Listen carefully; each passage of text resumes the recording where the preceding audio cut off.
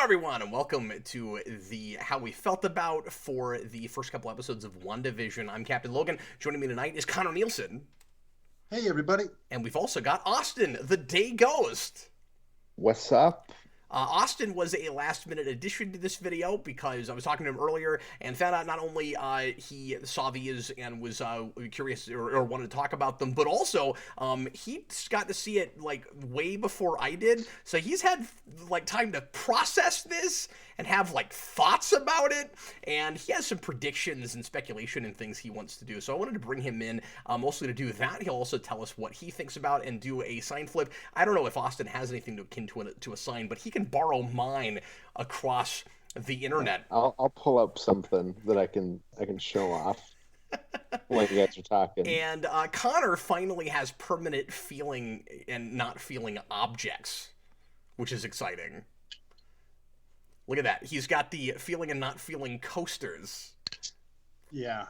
And if I ever want to bust out the martinis, I got coasters for them. So. You just have to make sure that you don't put the not feeling it martini on top of the not feeling or the feeling it sign, because then just the whole universe will explode. My mind first. So let's chat about WandaVision, the long-awaited first series coming from Marvel Studios for Disney Plus, and it's not going to be too long before we get the next one. In fact, is there going to be like at least a week or two in between the shows, or are we going to go directly from WandaVision to Falcon Winter Soldier? Yeah, I did the math. There's exactly like a week break between them. Wow. You get one free Friday, and then yeah, that's back into That's why I wonder if that's why they put the 2 episodes this week. So they were like, let's at least have a week break. Yeah, probably so. Although I also like your theory, Austin, about why they might have done that, just because the show is so unconventional and odd that they probably felt like they wanted to, throw the audience a little bit more of a bone, so you have a bit of more of a sense of where it's going. Yeah, well, I think too they probably could have been nervous that like regular people would have watched this and been like, "What the hell is this? This isn't Marvel." Well, I mean, that's what I like about it. I wish I could think that somehow that might happen, that somebody would just happen to somehow stumble on this and have no idea what it is, and be like, "This is very strange. What am I watching?" It's too commercial of a thing, and it's not broadcast, so that's not really possible. But wouldn't it be fun if this did broadcast on TV and somebody's like, "Oh, look at old sitcom." Like, wait a minute, it's Paul Bettany being a robot. I've seen him as a robot before. What is happening? Be fantastic. So anyway, Connor, would you do us the favor, as I often ask you to do, and give us a real quick breakdown of what the first couple episodes of the show are about? We're going to do some non-spoiler talk for you and flip signs, and then we'll actually do a little bit of spoiler talk after this. It won't be a full-blown spoiler cast, of course. It's just the first couple episodes. When this whole show is finished, we will come back and do a spoiler cast for you, as we usually do on this kind of stuff. But Connor, set the stage for us, would you? So WandaVision, first and foremost, is a concept. Before I can get into in concept, Wanda Maximoff, a.k.a. the Scarlet Witch from the Marvel movies, she was married or with Vision, played by Paul Bettany, in Civil War, Infinity War, and then, spoiler alert for a movie that everybody saw, Vision died, like legit died, unambiguously. Before the snap, like minutes before the snap. Died twice. And when the snapping. That's true. He did die twice. Yeah, it would. He rewound it just to kill him again, and it was just punching you in the heart. And so, Thanos wanted the instant replay. Okay, and so. Thanos, you guys remember Thanos? He was a pretty big deal. So,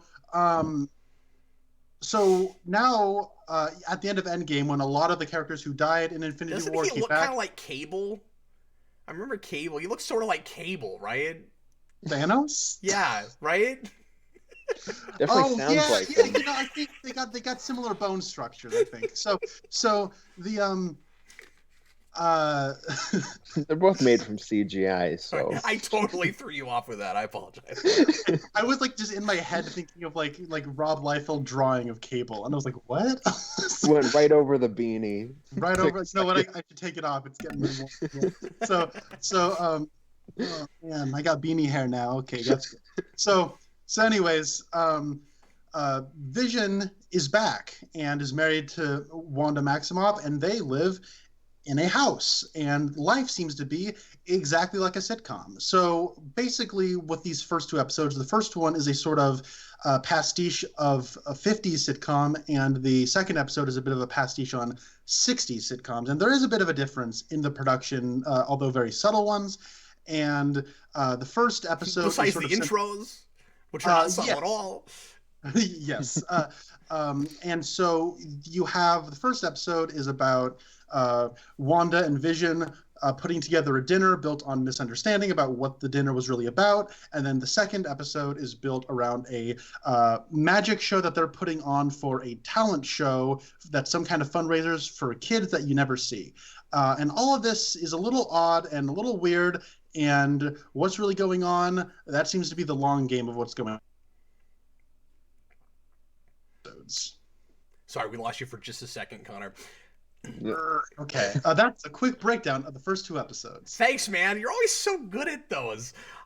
This is a thing we've been waiting for, of course, for a really long time, and I think that as much of a happy accident as it is, this is the absolute perfect first thing to get back after like a year away from the Marvel stuff, partly because it's so unconventional and weird and not at all what you usually expect from these things. We're not coming back to just more of the same. We're coming back to a real surprise, and it's hard to tell, even with the first two episodes, exactly where things are going and what it is you're watching. But it's also, and I've said this before, and I stand by it after watching this, really cool that the first thing that Marvel's doing on television connected, I mean, they've done other things on television, but their first big MCU event thing on Disney Plus is about television. I think that's so cool.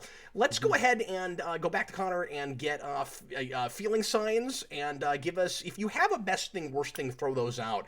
I know you and I haven't had as much time to think about this and noodle it as Austin has, but what was your initial takeaway, Connor?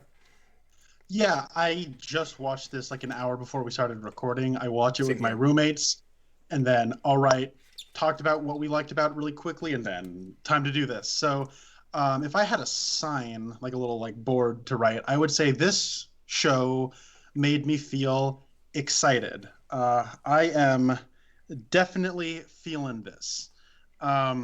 This has got me more excited about the Marvel Cinematic Universe more than anything that I've seen in a while. I would say that the last time I think I liked something to this degree was probably Civil War. But of course, there's only 2 episodes. Like you had said, I really like that this show is being a show about television and the what television has been societally and how that influences what it appears to be the character arc for Wanda, because long game, I'm pretty sure she will be the de facto main character, and she will have the character arc that really anchors this show. But just on an aesthetic level, this feels like it was made for me, and I don't know how many people, like just broad audiences, are really going to like this as much as I do, because I think it's no secret I'm a huge fan of the work of David Lynch, specifically Twin Peaks, and this feels... I don't watch a lot of television, but I know that the original run of Twin Peaks influenced like everything after that, from The Sopranos to The X-Files to Desperate Housewives to Lost, and this Not in feels that order, like... but yeah. Not in that order, but, including. And I would say that after nobody watched the 3rd season of Twin Peaks, and it was still very well, like, acclaimed by, critics and stuff, I didn't think we'd really see that 3rd season influence anything on television. And while this doesn't feel like it's just doing the 3rd season of Twin Peaks, it really feels like director Matt Shakman is taking cues from that 3rd season in a way that I find really exciting. And he also directed over 40 episodes of It's Always Sunny in Philadelphia, and I think his work on that sitcom really elevates the material here in fun ways. So I would say best thing about this is just the concept, and the way it's executed. And based on that first Phase 4 announcement of the television shows, this was the one I was most excited for, and I feel vindicated that I liked it as much as I did. I would say worst thing is that second, so when I was watching the first episode, it felt like what I figured the show in like the best of the best it could have been in my head is basically what it was, and I was like, this is awesome. And then the second episode was more of the same, and I just didn't find it. I'm worried. I guess my worst thing is going to be a general worry that outside of the fun, kitschy gimmick of every episode being a sort of riff on a stylistic parody of sitcoms of an era, that'll take up a majority of the time, and we're not going to actually spend too much time as we can getting down into the what I think is really at the core of this story with Wanda. So that's my quick best thing, worst thing, and I'm definitely feeling it. And also exploring who these characters really are, because I'm sure there's a lot of subtle stuff that on a second viewing and seeing where it's all going. I mean, I'm really kind of trusting this based on these first couple episodes, that there's some subtext and nuance and probably like pieces of the psychology of these real people that you'll be able to pick up on later, even as they are kind of like caricatures of themselves and of like sitcom characters right now. What is your sign flip, Austin? Okay, here I have my pictures ready, so I'm gonna have to turn off my background so you guys can even see this. So I got my red Scarlet Witch, and I got my green Quicksilver, who's almost like not visible, but that's what that is. so I'm assuming we're gonna see Quicksilver, but let's find out. Go ahead. Yeah, we're gonna see Quicksilver. Well, we're not, but you can just imagine that Quicksilver's there. I hope that's not true in the show. I heard somebody say it's gonna be really weird if Quicksilver never shows up in this, and that was me. Yeah, I kind of tend to agree with. You're not the only person I've heard say that, but I think I forgot you'd said that. But I tend to agree with that, but I don't want to get ahead of ourselves. Sorry, go ahead, Austin. Yeah, no, I agree. I think one of the things I was worried about this, because this was also one of the things I was most excited for from Phase 4. And one of the things I was a little worried about was that they weren't going to like fully commit to the sitcom bit, and it was going to be more like this Marvel thing with a little bit of sitcom stuff. And I'm glad that they like fully went in with like each episode, at least it seems to be, is going to be, like the 50s, 60s, 70s, 80s. 90s. I'm assuming 2000s and 2010s are going to be like one episode. I can't imagine that those are really going to be split apart, because like I don't know, I don't really see enough of a difference between them. I would assume that that's just that me. whole episode is just The Office, right? It's just we cut to interviews. Oh, of course, yeah. And the 90s will be a blend of Friends and Seinfeld, I'm sure. Oh, of course, yeah. Yeah, well, we've seen Roseanne, because Roseanne's what, 80s? Yes. Well, and there's a lot of places you can go with the 80s. That's probably the most versatile decade for sitcoms, actually. Yeah, well, I was just like, because in one of the trailers you get more of like a Roseanne feel in one of the like parts, so that's kind of where my mind went to. Yeah, and I've only seen that trailer once, and I've been kind of careful not to look too much into this, because every time I bring this up, somebody gives me more details about it, and I'm like, yeah, I really don't want to know too much. Like.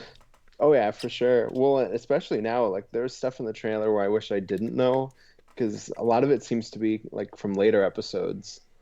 Because we don't get a lot of at least the stuff maybe in the background in these first two episodes, what you get in the trailer. But as for my best thing and worst thing, I'm gonna say my best thing is Paul Bettany, because I think they really like let him shine in this. They get to like completely pull off the shackles of being Vision and like let him do a little bit more with his acting. And you can see he's a good comedic actor. Yeah. Oh, of course. Yeah. As for worst thing, I'm not entirely sure yet, because it's kind of hard to tell, what's going on so far. So it's hard for me to be like, okay, well, this thing's not working, because I don't know if it'll start to work later or what's going on. So I'm not entirely sure what my worst thing is, to be honest. And you flipped your sign green. I'm also flipping my sign green. Quicksilver, yeah. I'm quite stoked about this show. I think This is just exactly what we need right now, for the MCU. This is going already a long way, as an argument against the idea, and I share this sentiment to some degree, that the MCU has gotten a little bit stale, and that too many movies feel kind of samey, and that we're doing the same structure over and over again. I was hoping for a lot of experimentation with these things. If this is really popular, and I'm with you, Connor, it's hard to say how accessible this ends up being. I suspect because it's already so critically acclaimed, a lot of people are probably going to come into it with the mindset that it's supposed to be brilliant, and that might help it with the accessibility thing. I don't love that, but that happens sometimes with things, because a lot of people are going to want to try this anyway just because it's been so long since you've had MCU, and because people are talking so positively about it, they might give it a chance longer than they would have if they're just like, well, I didn't really want a sitcom. What is this? But I really needed something off the beaten path, and again, unconventional is kind of the word of the day today. And like I said, I think it's exactly the right thing to get into the next phase with. I hope that it's what I was going to say a minute ago is I hope that if it is popular, we try a lot of other kind of risk-takey ventures with big screen stuff as well. I don't need everything to be some kind of like cool pastiche or something, but just getting out of the box and trying something. If this is, as it looks like, kind of MCU's adaptation of House of M, like, what an inventive way to do that.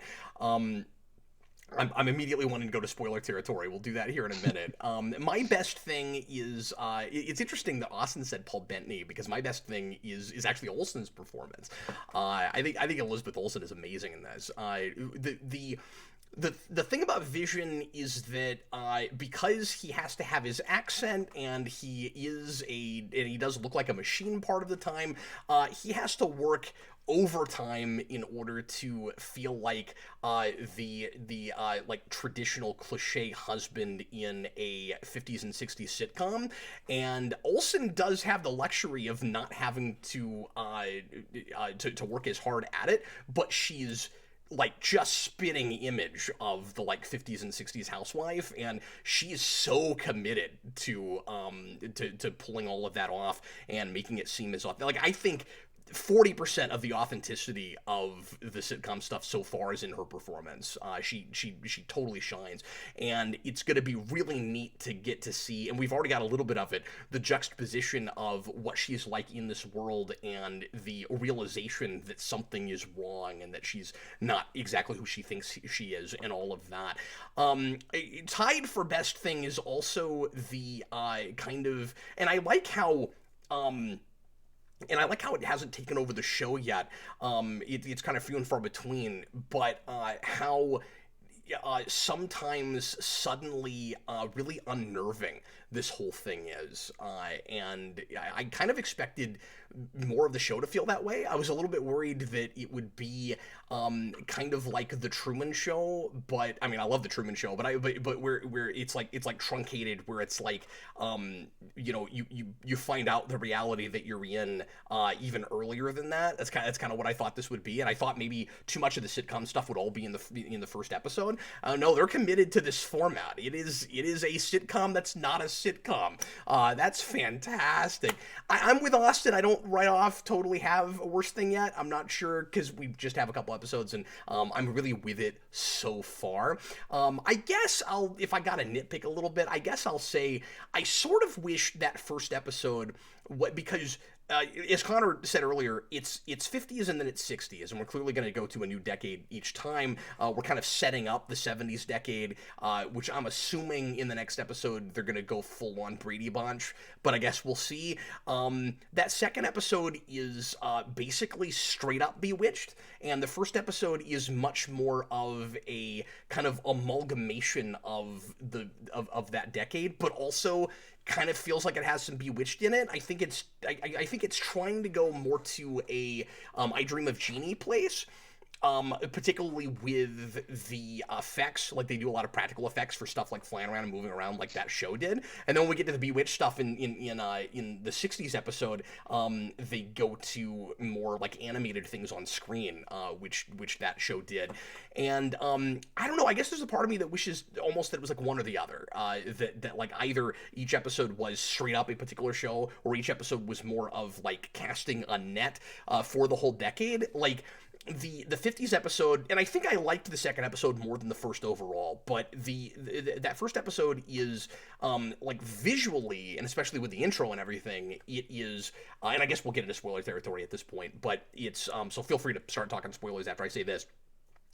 Again, feeling it. We're all real happy with this so far. I don't know why I did that, but I'm feeling it. Anyway, but that first episode visually is very I Love Lucy, but tonally it's not that show at all. You don't have that. You don't have any like super snarky character. She's not doing a Lucille Ball or anything like that. The layout of the apartment or of the house is a lot like the Desi apartment, but then like I said in the next episode, it's much more straight up one show, which is weird because there's less you can go to in the '50s and actually kind of quite a bit more in the '60s. And that second episode ends up also having more of a '50s tone overall because we stay black and white, and that whole decade didn't do that. And there's like a huge difference at the end of the '60s and the beginning of the '60s with sitcoms. They're almost like two totally different eras. So I thought that was really interesting. I'm not sure if we end up sort of skipping the end of the '60s or if that '70s episode will also feel like the end of the '60s. But I digress. I know old sitcoms a little bit, and that was of course the big thing that I was really interested to see, just how authentic it would be. I knew we were gonna have to do like the sleeping in separate beds thing. I was really glad we did that whole thing. But yeah, I'm giddy at how much fun this is, and also just how curious I am as to where things are going. So yeah, I don't know. Let's open it up and talk spoilers just a little bit. So what I really like what the show is doing is that it is it's examining like the headspace of and kind of where Wanda is emotionally and psychologically through TV aesthetics, and how each era to a fantasy. And we don't really know that, like, I mean, maybe we do know the trauma that triggers it, but we don't really know how she is where she is, because there's like a few layers of unreality that are seeming to be going on right now. But at the beginning, like, I really like the little differences in just the production, where that first episode is like all interiors, and that second episode we go outside, and now this third episode, if the ending of episode 2 is to be believed, we're going to add color. But even in that second episode, the lighting of it is like more stark with its shadows. It reminded me a bit of like To Kill a Mockingbird or other black and white films that were in the 60s when color was taking over. But I don't know, there's like just things about it, the subtle differences in the special effects that they're using, as you were alluding to earlier, Cap, like all that stuff just makes me so excited. And then when you have the kind of creepy underbelly starting to peek its way up, that to me is like the David Lynch of it all, and what this show is doing that Lynch does. So typically something I really don't like is when a TV show or a movie will be like, whoa, the past, we sort of remember it fondly, but it was kind of bad. That's like the most like high school senior hits blunt want type of like, this was actually kind of bad, right? But what this show seems to be doing, and this is where what Lynch does, is he starts at that place, and then he like attaches that kind of shattering disillusionment to a character and to what they're going through on an emotional level. And that's what got me really excited. So that makes the shenanigans of the sitcom stuff more entertaining to me, and I love the corny jokes more, and I like the pastiche a lot, and I find it a lot more engaging because I know that there's something under the surface that is more thoughtful and challenging. That's great, Connor. It's almost like a triple layer thing, right? It's like pie. So what? So to quote Dr. Horrible, it's like pie. So what you've got, I think, is this thing that feels like it's not actually doing any social commentary or commenting at all about those particular decades, so much as it's using the perception of reality and of what was like unreasonably expected of people in their own lives from the like especially with these early episodes, from the rosy way that we depict life on TV. What we're really commenting about is the mental state that this particular character is. We make it totally personal, and then because we're seeing an emotional state that is breaking down and that she's having a slow but sure shattering disillusionment, that then in turn can become social commentary about all those decades and how like as television moves on, it becomes more cynical and less rosy and all of that. And so we actually are commenting on that, but in a brilliantly roundabout way. Yes, and to that point, what I like is that what this show is sort of doing, like it's okay. So historically, television has been the vacuous. It's just there to sell you stuff, and we get the advertisements in this, which I you gotta have that. Yeah. But typically. So it's called the Boob Tube. It's the idiot box. It's these nothing things that are just supposed to hold your attention and they're not about anything. And there's kind of a hole at the center of this where it's all kind of doing a pastiche, but there's something hollow about it, and the characters start to realize that. Yeah. But at the same time, this isn't the MCU dogging on television, because it feels like it's made with so much affection for people who grew up loving that kind of a thing. The way a lot of those, like a lot of the MCU movies, or especially I think specifically the early ones, feel like they were made by people who grew up loving those comic books. And so, like I think specifically of the first Avenger feels that way to me. I'm so down with all of this. Yeah, you're right. It feels like satirizing the negative aspects of TV in more of a tongue-in-cheek way than trying to like blow your mind with. I bet it, like you said earlier, with like the kind of college experimental films. I bet it never occurred to you that these things were really just trying to sell you things. Well, yeah, no, we know that. Oh yeah, and there's like a weird, creepy undertone to all of the commercials, and like it's pretty great. Like that first one with the toaster where it just stops for a minute and you just hear the ticking, and because I think each commercial is tied to a part of Wanda's past. You get the Strucker watch, and you get the Stark Tech toaster. And I assume that first one is supposed to be like the ticking of like the bomb that killed her parents. Oh. I thought the ticking thing was supposed to be telling us something, but I wasn't sure what it was. And I didn't pick up on the watch being a Strucker thing. Yeah, that's the company. It's a Strucker watch. And it has like Hydra written on it. Oh, like, really? That's brilliant. Yeah, that was so cool. Man, I don't know how I missed that. I don't know if I had to get up for a minute or something. I missed that entirely, what that watch looked like. That's awesome. Yeah, it's a really like small detail on the watch, but yeah, it's super cool. Well, speaking of little details, did you guys notice the sword emblem on the little drone? The sword emblem. Oh yeah. Sorry, I was thinking of something else. Yeah. I was like, are we doing sword? Because I don't really know a whole lot about sword in the comics, but I know that's mutant related, right? Well, and I have heard rumors that Sword was supposed to come into Phase 4 in some capacity. Well, Sword is all throughout the show, yeah. Because the first episode ends, you see the person watching the TV that's playing WandaVision, and they have like a little Sword notebook, and they're like analyzing, I guess. Oh, I didn't notice that. I didn't notice that either. I just saw the kind of, the guy with the kind of Dr. Claw hand, where like we don't get to see what he looks like yet, and I was... like I didn't have time to like pause it and look at it close, so I was like, I'm sure there's details in here that I'm not looking like, is it a bad guy, is it somebody at S.H.I.E.L.D., is it now, is it period? I'm assuming that's now. Yeah. Well, and the beekeeper at the end also has a sword logo on him. And that was like one of those things my roommate was telling me. That's a sword logo, and I couldn't really tell what it was because it looked like it's spray painted on, and like there's like stark shadows on him. So I was kind of like, Oh, what am for I sure. looking at? So, When that whole scene is just like, whoa, what's happening? It's like a beekeeper coming out of the sewer, and now we're rewinding time. Yeah, as soon as that manhole cover comes off, my wife goes, Ninja Turtles. Who's coming out Yeah, of it's the there? 90s now. Cowabunga, dudes. it's a pizza guy coming out of the sewage.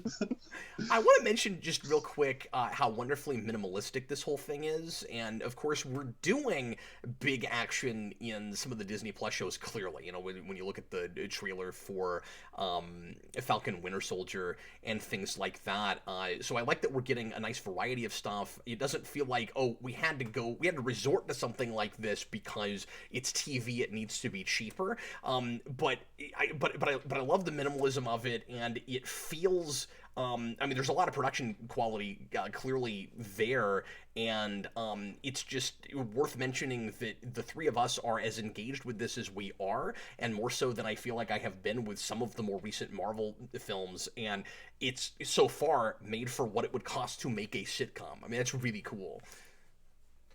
Yeah, that was the reason why it got moved up on the slate, right? Is because they came in like they finished making this early because they don't have to do all those effects shots and whatnot. Yeah, because Yeah, they had to go back for reshoots. And who but, knows how big it might get at the end. There's no telling if this ends on some kind of a typical superhero fight or if there's I honestly couldn't tell you right now. I don't know if you guys have expectations for that, but I mean, who knows what the confrontation at the end of this looks like, or how much of the show takes place in this unreality. Like when we get to the end of it, I mean, it's being billed as a sitcom, even though it clearly that's the surface trappings of it, but there's something else going on underneath. But like 8-9 episodes, is it 8 episodes of sitcom and then an episode where we finally get out of that and we deal with the consequences of all of this, or are they all sitcom and we finally leave at the end? Yeah, I mean, it could go anywhere. I think if we're jumping a decade with each episode, that would leave 2 episodes afterwards, or 3 if they combine the 2000s and the 2010s. Yeah, okay, good call. Because 9 is an odd number, and that makes you think like epilogue or climax or something. For sure, yeah. Yeah. So Austin, I heard you had speculation on where this was going to go. Yeah, well, that's where I thought you were going to go with for a second when you said the sword thing. I don't know why the sword thing completely left my mind when you said it. Because I was thinking of Agatha, the neighbor. Yeah. She's got a little scythe pin on her shirt, which I didn't notice until the second time. And on the first viewing, I noticed in the little animated intro, there's a part where Vision goes through the floor of the ceiling, but for like a brief second, you see the mask of the Grim Reaper, I think, or no. Is that what his name is? Or am I messing up? I think it's Grim Reaper, the Marvel villain. There's a Marvel villain called Grim Reaper? Yeah, and he's in the Tom King Vision book. Oh, okay. Which I've not read. He's the brother of Wonder Man. I wondered if things wouldn't. Oh, really? I wondered if things wouldn't jump out at me if I'd read that yet. And I'm actually reviewing that in the not too distant future. But yeah, you see his mask like flash for a second. It's like hidden in the wall. So I'm wondering if that's her husband, and that's why we just don't see him. Oh, yeah, I was wondering about that because we keep referencing that, and there's even a scene in that second episode where at the magic show at the talent show where she says he's there, but we never see. Like he's apparently in that crowd somewhere. That's so cool. Cool. But she's sitting alone. Yeah, it's so weird. The other thing is it's like 100% just like a throwaway line where I'm like, no, there's more to that line. Which is when they're doing that meeting with all the women, and like the big like head woman's like, the devil's in the details, and Agatha turns and goes, "That's not the only place he is." Oh. And I'm thinking, we're doing something with that. Like she's being messed with. Like let's say, like we know they talked about Nightmare for Doctor Strange, or like maybe it's Mephisto. Who knows? But some sort of being, I think, is probably messing with Wanda. and like putting like it's probably her doing the actual simulation they're in, but maybe like manipulating her into doing it. Well, So when I you think say that's kind of where simulation, it's like, is it actually reality? That's one of the big questions I have. Is it actually reality bending, or is it I think actually so. Yeah. because obviously she hasn't changed like House of M. She hasn't changed all of reality into this, and I like that we do play fair with the audience about that right away. It's interesting how we don't really know anything at the end of that first episode, but the big question I had is already answered at the end of that first episode, which is, did Wanda totally reset reality? In the end of this, she's going to have to do a light switch thing. Clearly she's brought some people in there with her, though. Like, I don't think anyone in this thing is a recreation of a person or somebody newly born. Do you? Like, I think everybody's a real person. Yeah, Yeah, I they feel like seem. she probably rewrote. Sorry, no, go ahead.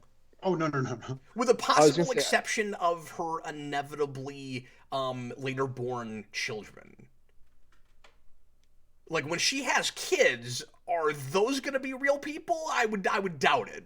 Oh, man. So that's a question. But we do know that she's pregnant at the end of that second episode, which was a fantastic reveal with all the kid talk all the way through that. And also, I kept thinking, with some of the sitcoms we're playing with, I'm like, okay, we picked certain things because these characters don't have children, or don't have children that are on screen very often. But if you get to Brady Bunch, or really anything I can think of from the 70s, you have to have children. Because none of those sitcoms have families that don't have children. But the first two things that they majorly went to with I Love Lucy and then Bewitched, when there are children, they're not that important. Like, you can do those more easily without them. yeah, it's not like they're gonna do Married Without Children when they get to the '90s episode. But I just love how surreal this whole thing is, where and how sophisticated the storytelling is, right? Where like we're giving the audience so much credit, where this wouldn't work at all if you remotely tried to hold our hands. Like the premise negates that, right? Where it's like they're literally moving through the decades as the sitcoms are moving through the decades, and we're not even. They're not even talking through that whole episode about how she's pregnant. Then you get to the end and it's like, was she supposed to be all along, or was it just light switch, now she's pregnant, and they're acting like she has been, because she didn't have the bump the whole episode. So it's like they do this time jump, but they don't realize it's a time jump, and the whole supporting cast stays the same. Yeah. Okay. So this might just be me misreading a costume choice. So I Why played. is this read into it just one line of dialogue? So I think you're It's all onto good. something with that, though. Go ahead, Connor. But so they put Elizabeth Olsen into like basically a Zatanna costume. It's like a magician's assistant. By the way, thank you, Matt Jackman, for that. But the thing is, I won't lie, I had that thought. That's a really cool looking costume. that's the first thing I thought of too. yeah, I remember in the Discord you had said, "Well, we know who they gotta get as Zatanna pretty soon, don't they?" And I'm like, "Oh, is that a WandaVision thing?" And you were like, "No, maybe, yes." But the thing is, when they're accepting like the little trophy for the talent show, the way it's shot is sort of like it puts like everybody's midsection at like the middle of the frame. And I was kind of noticing that like, oh, Elizabeth Olsen like is in great shape. Like this isn't me like dissing on her or anything, but like her stomach looked a little further extended than like it had been in like the scene before. And I'm like, was she pregnant when she was making this or something? And then the next scene she was pregnant, I went, oh, maybe that was like a deliberate like choice where it was a subtle baby bump. It may have been, and then suddenly it's a very clear, she's several months along. She'll probably have already delivered at the beginning of the next episode. Mm-hmm. Yeah. Now I'm just thinking they should have done that whole episode where she's carrying like big bags and stuff, like how they do on sitcoms where they want to hide somebody. I was gonna say, or like she's standing behind. Yeah, she's like standing behind a statue for a weirdly long time. Do you remember that? Did you guys ever? I don't know, but my brother was watching The Walking Dead once, and there was like one of the actresses was pregnant. So the way they shoot it is they're in a kitchen, and like one of the plates that's drying is just covering the woman below the chest. That's maybe my favorite example of trying to hide a pregnancy. My favorite's And that's a the hard show to get Brooklyn away Nine-Nine. with. To get away with that too, because all that show is people running and like running away from things or killing things. Like, you don't want to be a pregnant woman on that show. Like, No. No, What were it'd you be gonna say us terrible. about Brooklyn Nine-Nine? Oh, in one of the seasons, one of the actresses is pregnant, and they just get to a point where they can't hide it anymore. So she goes undercover as a pregnant woman, and then and then in the last episode of the season, she like leaves that job, but she just doesn't take off the fake stomach, I guess. that's so weird. Yeah, So no, it's great. I have questions, and this is not criticism because we don't know where we're going yet. But I just want to mention these things because it's some of the most interesting stuff to me. The biggest question, of course, for me, because I'm obsessed with point of view and that kind of thing in fiction, is and internal logic, is when we find out at the end of the first episode that there is somebody watching this sitcom like it's been airing. How much of what we see in that first episode is in the show? And how much of it is just for us? Because, Connor, as you were talking about earlier with what you described as the sometimes like Lynchian way of shooting, of cinematography, it will occasionally break out of the sitcom mode in order to draw attention to how unsettling and unnerving and wrong things are supposed to be. And we don't do it very often, but we do stay in the black and white. But that doesn't actually necessarily mean anything, because when you get to the end of the second episode, our protagonists also know, like, they react to the color changing. And so the world for them is literally black and white, and then it starts to get into color. And I'm sure we're going to do a whole color thing with this, right? It's black and white, then it's in color, then it will be shades of gray, I'm sure, right? And it was like Sin City, it's like only red that's colored throughout those first two episodes until the end. And anytime Yeah, you like see the color, helicopter.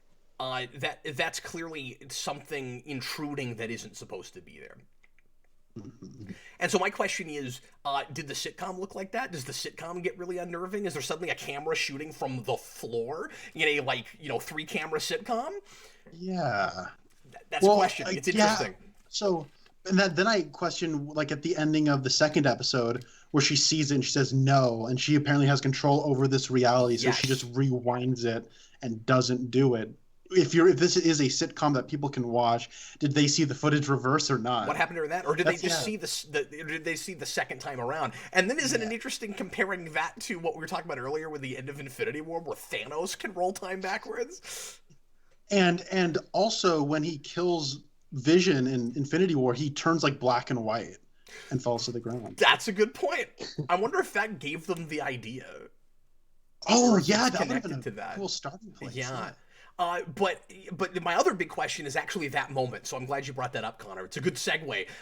My other big question, well done. My other big question, he's a mind reader. My other big question is, why is it that Wanda, in that moment, seems to have control over the reality and knows that it's fake and is able to light switch turn things backwards, but the rest of the time it's very clear that she doesn't know what's happening and that she's wrapped up in this whole thing just like Vision is. Like, it doesn't watch like she's going through the motions and pretending like I'm pretty sure it will turn out that she's the one that, like Austin said earlier, by whatever means she does it, made this whole reality happen, but she seems to have somehow like deluded herself into thinking that she's a part of it. There's lots of examples that you can point to where she's as oblivious to the fact that she's in a sitcom as everybody else is. But in that one moment, she's able to change things and she's self-aware and comes out of it. And so I'll be curious to know why that is, because the rest of the time she does not know. Yeah, maybe it's like a reality she wants to get lost in, and then there are moments where it does break and she says like, oh crap, I know what's going on, and then she gets lost back into and that's what I like, is that it does seem to be a reality she wants to get lost in, the same way television is often thought of as an escape route. Escapist. Yeah. Yeah. But while it's escapist, it's also it also kind of subconsciously or otherwise tells people this is how life is supposed to be, and if your life is not as perfect and hunky dory as these people, the Leave It to Beaver thing, then you're doing something wrong. You're absolutely right. Yeah, I didn't think about that. Well, and I think that goes into, we have the scene with the boss where he starts choking, because he's questioning, like what's going on with them, and obviously they have no answers, and he just keeps like pushing it, and then all of a sudden he just almost dies, and I wonder if that's like a thing, and they all just kind of stand there and watch, and his wife is kind of broken. See, that scene felt like the most that felt like it was just them doing a Lynch scene where it just gets dragged out. There's no music. It's just somebody repeating the same thing over and over again. And it's just weird. I was like, I love this. This was made for me. Yes, give me more. Give me more. Yeah, when I saw it, and I have enough initially, Connor, to latch onto that I'm not minding that stuff. I was gonna say that scene basically just made me go like, I have complete faith in like the horror element of Doctor Strange 2 if it's gonna look like this, because I think that's the perfect kind of horror-ish element that they would want to have for a MCU property like this. And the only thing we can't be sure of is if that I don't trust is that we won't, be kind of fun and avant-garde in the Disney Plus stuff, but really safe in the theatrical releases. No, that is fair, yeah. One question I have about speculating is that we know that the Falcon and the Winter Soldier was supposed to be the first thing with the Marvel TV shows. Yeah. And then in this, there's Strucker, and there's Hydra, and there's those things. And I was wondering if that clues us into what might have happened in Falcon and Winter Soldier. And if this watches totally differently if you got to see that show first, and if you might notice some of those things more. And secondly, if it might be a happy accident, and this ends up informing that in more interesting ways than the other way around. Mm-hmm. Hard to say. I just assumed that they were separate enough, but who knows? Yeah, that could be. Because Marvel does have a track record of this, even though they don't always stick the landing of it. Where, obviously we have many times in the MCU set up things that did not quite pay off, or where we had to do kind of slight retcons and things like that, maybe more than slight retcons. But with, but they also have done a lot of just kind of interconnectivity, obviously, and setting up things that you didn't realize were going to be significant until you got to the thing where it mattered. And it's easier to do that with these TV shows that were kind of developing all simultaneously. Mm-hmm. Mm-hmm. That's right. Yeah. So you guys are pretty confident that it's gonna turn out that Wanda has some other way of doing this than just somehow she has powers that we didn't realize she had. Because initially that was kind of a concern of mine, where I was like, well, she's not the Wanda from the comics, and she pretty much just has telekinesis, so how does she do a reality bending thing with just that ability? Yeah, Wanda's powers are so to me it's almost like I don't even want to think about what they are, because the movies will just come up with something and I go, sure, whatever. Because isn't her power reality warping or whatever the heck that is even supposed to mean? So her I'm curious, because part of me wants to think she's I don't know, a scientist has her somewhere plugging her into an artificial reality or something, or it could be much more metaphysical and oh, she actually created this, and it's a reality that's in her head that's you can watch on a TV or something more esoteric than that. And that other people's consciousnesses are plugged into somehow. Because again, I'm sure some of these are real people. Yeah, like Well, we get some of that stuff in the trailer too. Yeah. I was gonna say the main thing I remember from one of those trailers is somebody, I don't know, sitting in a car or something, I can't remember, saying like, you did this to us or something.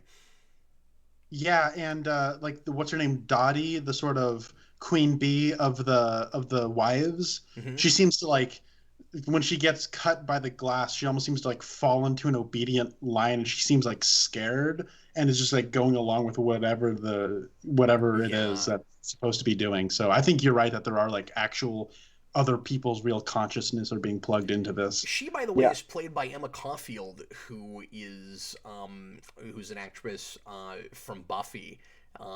And that's the only thing I've ever seen her in. But it's funny because I was just watching Buffy right before that, and that's the reason I recognized her, because I haven't seen her in anything in probably 20 years. And I was like, wait, that's Emma Caulfield. I thought she looked kind of familiar, but I have never seen Buffy, so I was wondering who she was. You know what? As somebody who has spent the last she's Anya. She's Xander's girlfriend, and that the ex-demon. Okay. As somebody who has spent the last 2 weeks watching bunnies and is terrified of bunnies. Oh, and there was bunnies in this. Yeah. Could be good call. I bet that's part of why that was there. I'm sure there's some old Whedon alum working on this show. I didn't look real close at the credits, producers and writers and things, but a lot of those folks are still around and kicking, working on a lot of TV stuff, so it wouldn't surprise me. And like that whole S.H.I.E.L.D. staff was, or at least a lot of that S.H.I.E.L.D. staff was from those old days. So I wouldn't be surprised if I dug deep to find that there were several people that were working on Agents of S.H.I.E.L.D. that are now on this show, but I don't know that. Yeah, I'm not sure. So I spent most of the last 2 weeks watching the first 3 seasons of Sex and the City, and let me just say, this is a lot better than that. Oh, good. So, I'm glad to hear that. Well, when they had like the meeting of all the women, were you like, "Oh, this is bringing me back"? I was thinking, okay, where's Kim Cattrall? Where are the shoes? What are we doing here? Okay. Just wait, Kim Cattrall will play Mephisto. She'll show up in the last episode. Chris North is going to show up, and he's going to be like, "Hi there. I'm an older, attractive man. Welcome." I see in the cast list, obviously she hasn't shown up in an episode yet, but apparently Kat Dennings is supposed to be in this show. And I have a thing with that. I'm gonna assume she is playing Darcy again, or will she? I don't know. It's like, are they gonna recap? Oh, are they? Okay, go ahead, Austin. I think that's her hand at the end, with that's watching the TV, but I could be wrong because you just see a hand. What, you think she's gonna be the bad guy? No, I don't think that's like supposed to be like the villain. I think Sword's just kind of investigating to see what Wanda's up to. Oh, maybe so. Oh, well, yeah, you know what? No, I'm dumb, because we have to assume that the voice on the radio is probably connected to whoever's in that chair. Well, and that's the guy from Ant-Man and the Wasp, Randall Park, the like CIA agent. Oh, is that who that was? I was going to ask if they... I recognize the voice, yeah. See, I want to not know these things yet. Well, that's why I didn't bring it up earlier, and then you're bringing it up, and I'm like, do I say something? Because when he's like, who is doing this to you, the first thing I'm thinking is that's misdirection. Nobody's doing this to her. She's done all of it herself. And then the more I'm thinking about it, I'm like, it's probably both, though. Mm-hmm. Mm-hmm. Yeah. Well, any other big final thoughts that you guys want to do before we end off? Oh, wait. You just saying that cool it's maybe both? Thing. You saying that maybe both? Is it going to be like a Jason Bourne thing where, like, he did the whole thing, like, he volunteered for a program, and she's doing this? Is this going to be the Bourne WandaVision? Yeah, then she'll get shot with an adamantium bullet, so she doesn't remember. Or I guess that happened before, and that's why she doesn't remember. Oh, yeah. And whoever shot her somehow knew that the adamantium bullet would pierce the skin, not kill you, and take your memories away. It's Mephisto. He knows what's up. And Mephisto's going to be played by Danny Houston. This is how we're bringing the X-Men into this universe. Why does no, and then Mephisto she'll kill have to Danny use Houston, a bullet and you'll be at like, all? I'm not really Mephisto. There's also the question. there's also the question, of course, of whether the MCU, especially in these more off the beaten path things, is going to finally go to like real mystical places, or if it's all still going to be under the general veneer of science fiction. Right. Mm-hmm. I guess we'll see. I guess we'll see. Yeah, just have to wait for next week. So, folks have been asking me about this. We're not going to do videos on each episode, although as fascinating as this whole thing is, we about could with this. But we're going to do a full-blown spoiler cast when the whole season is over.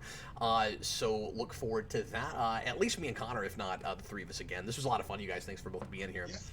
Yeah, thanks for having me. It was always a blast. So yeah, watch this show if you haven't. I mean, we just told you everything already, but take a look because it's fascinating. And in the meantime, we'll see you again real soon with more stuff on Geekvolution. Quick plug: Austin and I. This is Austin. Don't freak out. This is going up tomorrow from when we're shooting this now. Austin and I will be with you tomorrow night from when you're watching this now with a commentary on Terminator 3. So for the 5 people that want to have to sit through that again, pop on in and hang out with us. And in the meantime, I was Captain Logan. This was Connor Nielsen. Bye, guys. And the day ghost. I'll see you tomorrow for Terminator. Later, folks.